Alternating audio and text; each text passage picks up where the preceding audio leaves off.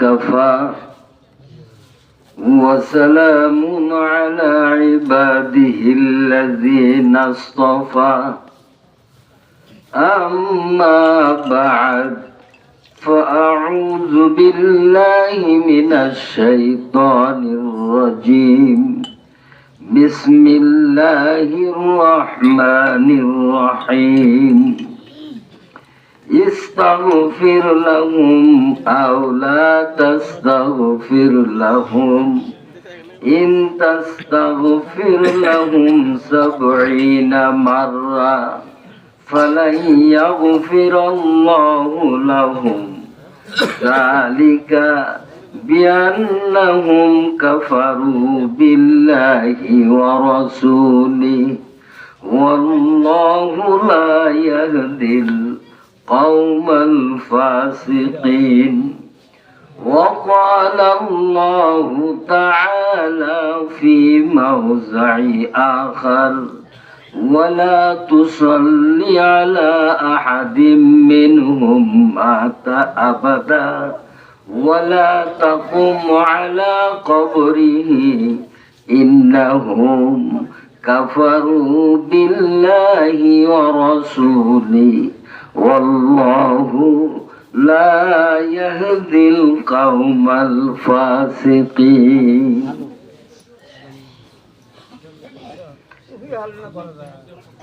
ঐতিহ্যবাহী সিরাজগঞ্জ জেলার অন্তর্গত কামারখন্দ থানা নিয়ন্ত্রিত ঐতিহ্যবাহী পাইকশা পূর্ব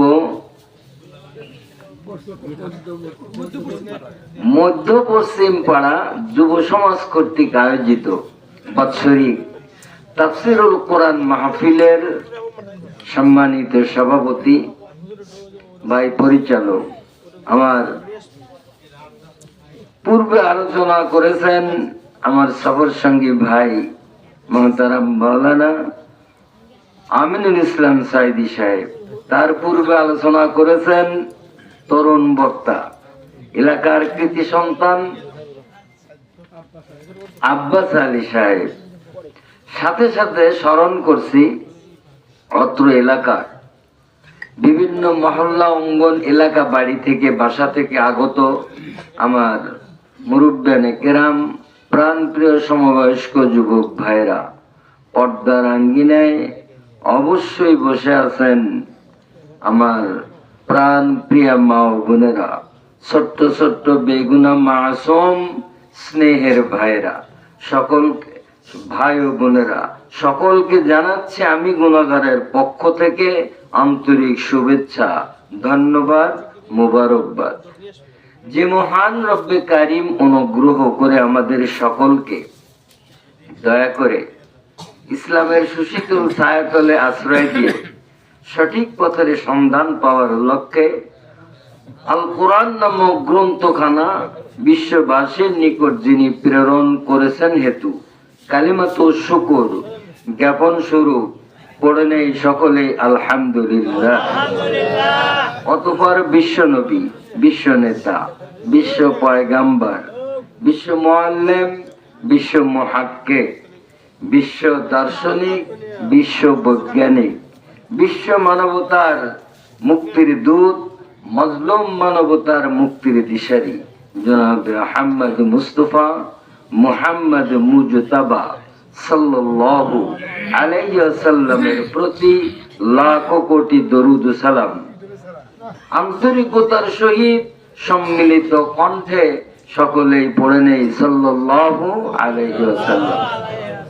যে হাবিবে খোদা তদানীন্তন কালে আরবের সেই বর্বর যুগে কাফের মুশরিক বেঈমানদের নির্যাতন নিপীড়ন বরদাস্তের মধ্য দিয়েও তাদেরকে আল্লাহর দ্বীন শিখিয়েছিলেন, সাথে সাথে শিখিয়েছিলেন সততা, সরলতা, মানবতা, উদারতা, সহনশীলতা।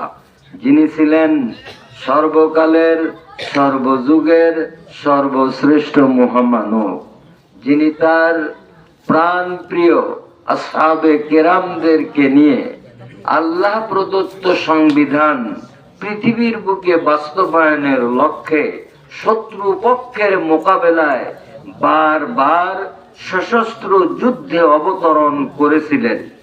এমনকি দীর্ঘ 27টি যুদ্ধের কমান্ডার ইন চিফ হিসেবে দায়িত্ব পালনের মধ্য দিয়ে বিশ্ববাসীকে শিখিয়ে গেলেন ইসলাম পৃথিবীর বুকে আদৌ পশ্চিম কালেও অতি সহজে টিকে থাকতে পারে না।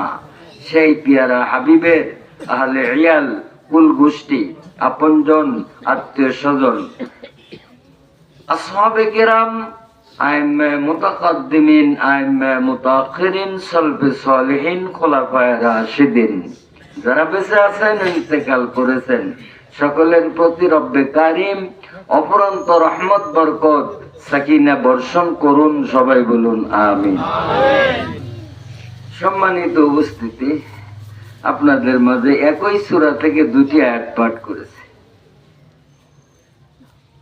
সূরাটার নাম সূরাতুত তাওবা, 9 নম্বর পারা, 10 নম্বর পারা, 80 নম্বর ও 84 নম্বর। এতগুলো কথা বলছি এই কারণে যে এলাকায় বহু আলেম ওলামা আছে, অনেক বক্তাও আছে, অনেক মসজিদ আছে, ইমাম আছে, খতিব আছে। আমি অপব্যাখ্যা করে গেলাম কিনা, বানানো মন গড়া কথা বললাম কিনা, যাচাইয়ের লক্ষ্যে সেই হুজুরকে জিজ্ঞাসা করতে হবে। সূরার নাম সূরাতুত তাওবা। হঠাৎ মনে নাও থাকতে পারে, ভুলে যেতে পারেন, তবে একটা কথা মনে রাখেন, সর্বমোট গোটা 30 পারা কোরআনে সূরা কয়টা? 114টা। প্রত্যেকটি সূরার শুরুতে বিসমিল্লাহ আছে, একটা সূরার শুরুতে বিসমিল্লাহ নাই। আল্লাহ নিজেও বিসমিল্লাহ কয় নাই, জিবরাইল আমিনও বলেন নাই, আল্লাহর নবীও বিসমিল্লাহ তেলাওয়াত করেন নাই। সেই সূরাটার নাম কি? সূরাতুত তাওবা। এই কথা তো মনে থাকবে। মানে সূরা তাওবা মনে আসতেছে না, কিন্তু বলতে তো পারবেন যে হুজুর যে সূরার শুরুতে কি নাই? বিসমিল্লাহ নাই, সেই সূরা। নাম্বার হলো 80 ও 84। খেয়াল করবেন, আমি আমার মস্তিষ্ক প্রসূত কোনো কথা বলবো না, সরাসরি ব্যাখ্যামূলক শাব্দিক অর্থ বলবো। শুনলেন, বুঝলেন, মানবেন কি মানবেন না এটা আপনাদের ব্যাপার। আমি কারামত আলী নিজামীর নৈতিক দায়িত্ব, আপনাদের মতো কোনো ভাই, বন্ধু, মা, বোন কিয়ামতের মাঠে আমার সাথে দেখা হবে, আপনারাও চিনবেন যে এই তো কারামত আলী নিজামী, আমিও চিনবো যে এই তো পায়গোসা বাড়ি, সবাই সকলকে চিনবো। এই কথা কোরআনে আছে কি নাই? সেই দিন বিপদে পড়ে সকলেই বাঁচার উদ্দেশ্যে বিভিন্ন হিকমত কলা কৌশল অবলম্বন করবে, একে অপরের বিরুদ্ধে মামলা করবে। সন্তানেরা মামলা করবে পিতামাতার বিরুদ্ধে, ছেলে মেয়ে কার বিরুদ্ধে মামলা করবে? আব্বা আম্মার বিরুদ্ধে। সে মামলার আরজি কোরআনে আছে কি নাই?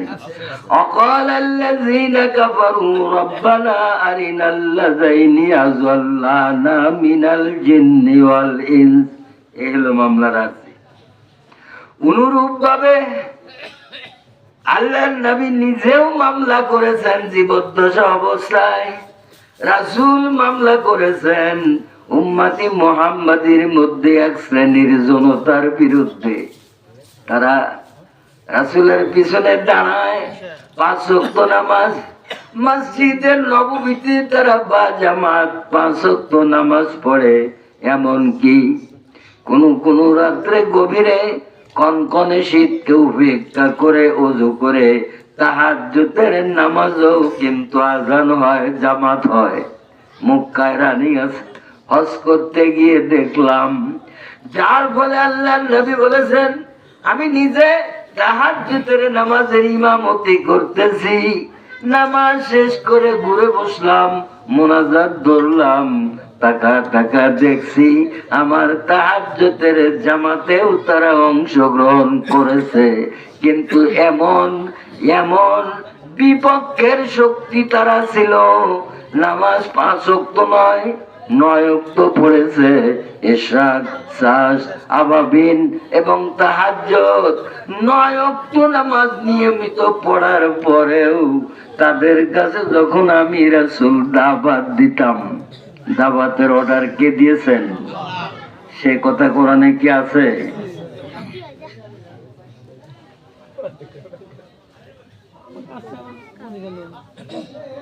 ইয়া আইয়ুহার রাসূল বাল্লিগ মা উনজিলা ইলাইকা মির রাব্বিক ফাইন লাম তাফআল ফামা বাল্লাগতা রিসালাতাহু ওয়াল্লাহু ইয়াসিমুকা মিনান নাস।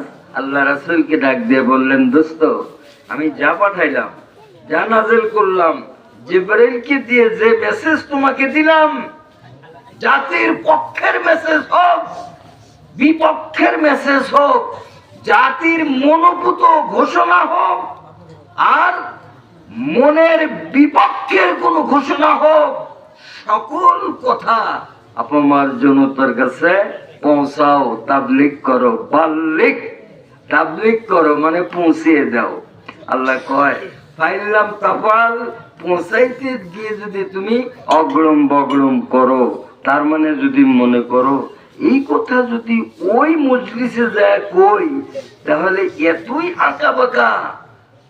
আঁকা বাঁকা গালমন্দ বকা আমাকে শুনতে হবে, এমনকি তারা মারমুখী হতে পারে, আমার উপর জুলুম অত্যাচার নির্যাতন করতে পারে, গ্রেফতারও করতে পারে, মারপিটও করতে পারে।